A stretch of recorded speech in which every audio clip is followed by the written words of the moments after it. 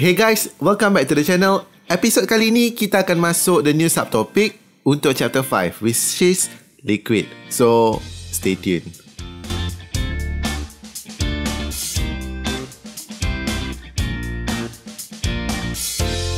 Hai, Assalamualaikum. Welcome back to the channel. As I mentioned earlier, episod kali ni kita akan masuk the new subtopic untuk chapter 5, which is liquid. So, liquid ni macam biasalah, okay, water and so on yang kita biasa tengok dalam live tu.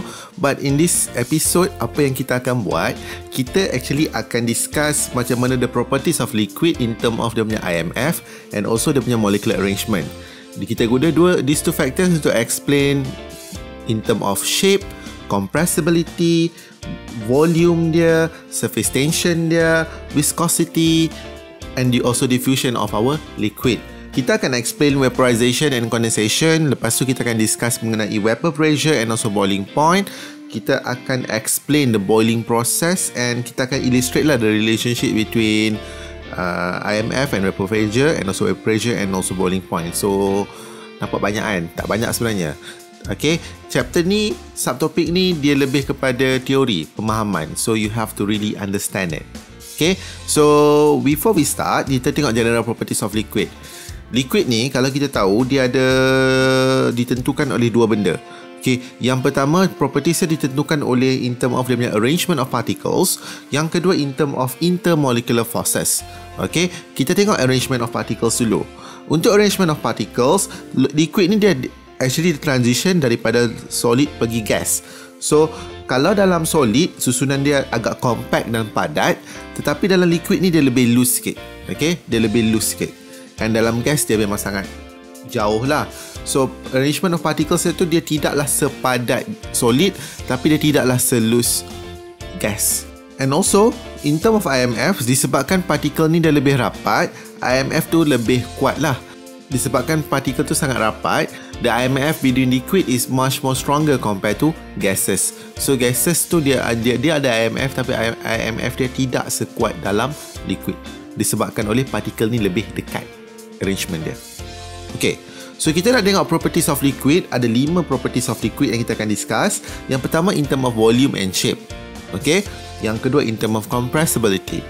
Yang ketiga in term of diffusion. After that surface tension, and finally adalah viscosity.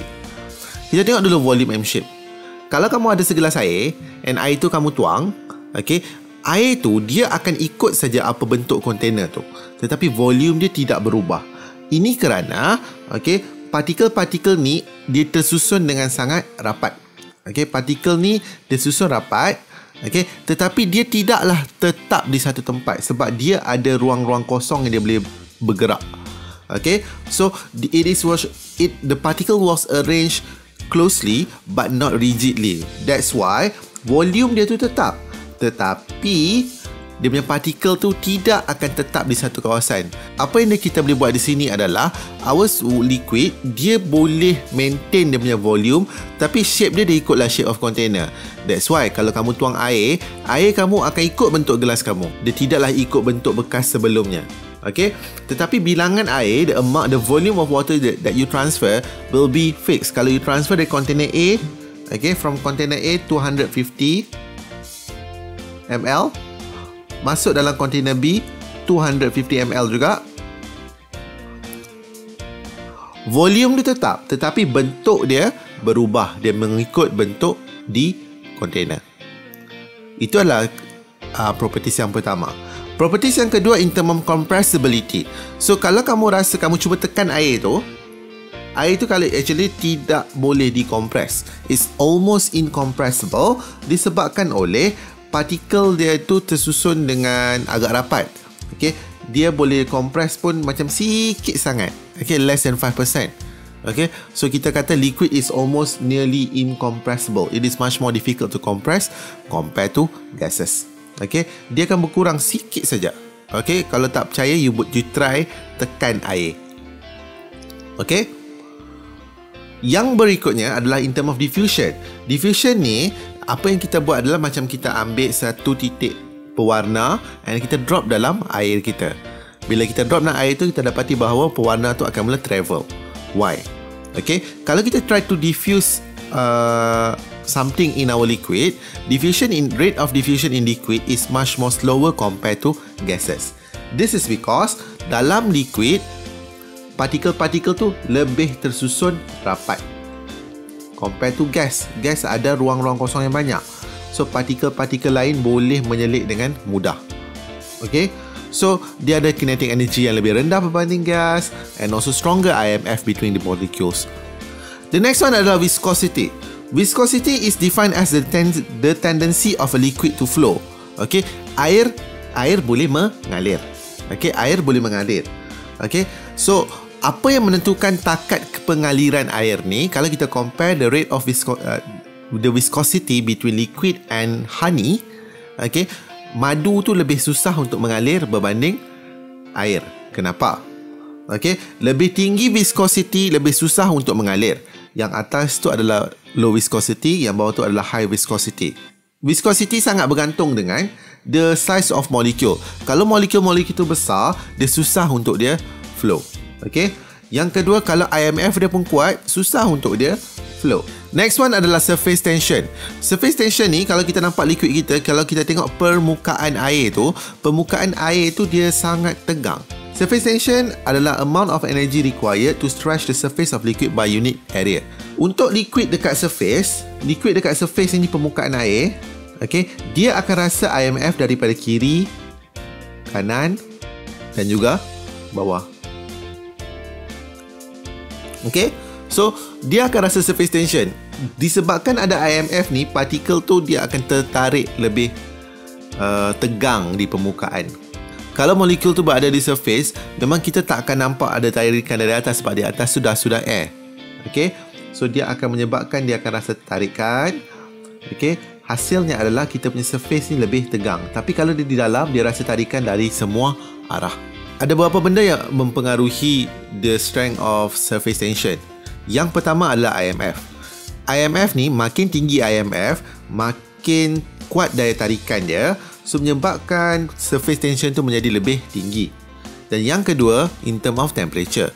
Kalau temperature tinggi, dia akan melemahkan IMF tu. Bila dia melemahkan IMF tu, the surface of the liquid akan jadi lebih tidak stress out. So, surface tension dia jadi lebih rendah. Okay, that's why kalau kamu compare the surface tension of boiling water dengan normal water, permukaan air yang biasa tu dia akan nampak lebih tegang berbanding permukaan air yang panas. Now, kita tengok the process yang ada dalam liquid. Okay, the first process yang kita akan tengok adalah proses vaporization.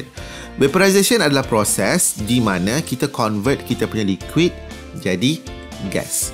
Apa yang kita buat, kita perlu tahu adalah vaporization ni dia macam contoh kalau kita letak air dekat luar, okay, tiba-tiba kalau kata kita start banyak ni, okay, after certain period of time, volume dia berkurang. Sebab apa? Sebab some of the water is already evaporated. How does vaporization happen? Vaporization happen ni very simple. It's actually, kan kita tadi tengok particle at the surface, dia ada IMF dia, okay. Apa yang berlaku bila dia possess kinetic energy, okay, dia absorb energy, okay, bila dia possess kinetic energy greater than intermolecular forces, so antara diorang ni ada IMF, okay, dia boleh overcome benda tu. Bila dia boleh overcome that IMF, dia akan evaporated off, so dia akan jadi gas. Okay, itu adalah proses vaporization. Vaporization will only happen at the surface of liquid.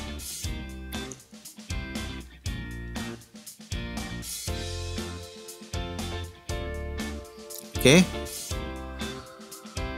Kalau kita berada di dalam open system, masuk open system dalam keadaan yang terbuka, okay, macam kita letak satu basin air, okay, bila dia evaporate teruslah.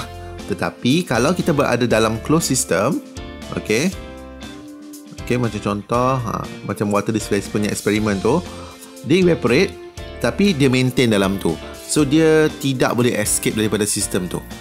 Okay, ada beberapa benda yang mempengaruhi rate of vaporization. The first one adalah surface area. Lebih besar permukaan liquid surface area dia tu, lebih mudah dia evaporate. Okay, Yang kedua, in term of temperature. Lebih tinggi temperature, lebih senang dia evaporate sebab molekul possess kinetic energy greater than IMF. Yang berikutnya adalah in term of IMF. Kalau dia punya intermolecular forces yang lemah, lebih senang dia evaporate. Okay, so rate of evaporation pun akan increase lah. Apa itu vapor pressure? Tadi kita cakap, kalau kata liquid tu dia evaporate in a closed system, dia akan remain dalam sistem tu. Okay, vapor pressure terhasil disebabkan oleh molekul water at the surface ni dah evaporate jadi gas. Okay, bila dia dalam gas, apa dia akan buat? Dia akan maintain dalam sistem tu je lah. Okay, so the vapor molecule ni dia akan sentiasa naik atas, bergerak in constant random motion. Bila tu dia akan langgar dengan wall of the container. Okay, boleh juga langgar dengan other vapor molecule, sama dia orang boleh berlanggar. And the surface of the liquid, okay, langgar dengan surface of liquid tu. Okay, so bila dia pelanggaran ni akan menyebabkan wujudnya konsep pressure. So since pressure ni adalah exerted by vapor, nama pressure ni adalah vapor pressure. Okay, so vapor pressure is very important sebab what you have to know from here is kalau liquid tu volatile, mudah meruap, IMF dia rendah. Okay, so bila dia rendah, okay, lebih banyaklah partikel tu berlanggar dengan dinding, therefore vapor pressure tinggi. So what we can say is vapor pressure is inversely proportional to the IMF. Makin tinggi vapor pressure, makin rendah IMF dia. Okay, maksud kalau ikatan dia lemah, senang dia evaporate. Okay, the reverse process untuk vaporization is condensation. Condensation is actually bila partikel tu dia mula hilang, dia dah evaporate naik atas, and dia mula hilang kinetic energy dia, and then dia tak dapat remain as a vapor anymore. Okay, what happen is dia akan sampai surface of the liquid and will become trapped, okay, by the attractive force. Therefore dia tak boleh overcome attractive force tu, kinetic energy dia lebih rendah daripada IMF, therefore dia akan jadi liquid balik. Proses ni nama condensation. That's why sometimes kalau kata kita letak air di tempat panas, okay, and then kalau kata kita masuk bilik yang sejuk, okay, kita akan dapati bahawa dalam container kita tu kita akan dapat nampak droplet of water. This is because partikel yang dah hilang kinetic energy tu akan mula stick, dia mula tarik lain untuk melekat dengan diri dia. That's why kita dapat droplet of water tu dekat dalam kita punya bottle. Okay, sama juga macam konsep penghasilan embun. Kita tahu proses convert liquid to gas adalah vaporization. There is another process namanya adalah boiling. Before kita tengok apa itu boiling, kita tengok apa itu boiling point. Boiling point adalah temperature yang mana vapor pressure of the liquid, okay, is equal to the external atmospheric pressure. Okay, so normal boiling point is at 1 atm. Maksudnya kalau kata kita boil kita punya liquid, okay, dalam periuk kita ni, bila kita punya vapor ni menghasilkan pressure is equal to P vapor is equal to 1 atm, which is sama dengan luar, liquid tu akan boil. Okay, dia akan terhasil daripada surface dan juga inner part of the liquid. Berbeza dengan vaporization, vaporization hanya berlaku di surface saja. Tetapi untuk boiling berlaku di antara di surface dan juga dari dalam. Kenapa? Sebab kita supply heat. Bila supply heat, some of the particle di dalam ini dia akan possess kinetic energy greater than IMF. Therefore, dia boleh overcome kinetic IMF dia tu dan dia mula jadi bentuk gas. Bila dia jadi gas, dia akan menyebabkan wujudnya bubble naik atas. Okay? So, during boiling, temperature remain constant at boiling point. Okay? Walaupun kita keep on continuously supply heat, tapi temperature dia tidak bertambah. Sebab tu boiling point hanya satu je temperature dia, iaitu 100 degrees Celsius for water at 1 atm. Kalau kata kita ada liquid yang IMF dia tinggi, kalau IMF dia tinggi, kita memerlukan lebih banyak energi untuk welcome the force of attraction. That means kita perlu supply lebih banyak heat, therefore dia punya temperature untuk dia boil tu lebih tinggi. So boiling point akan tinggi.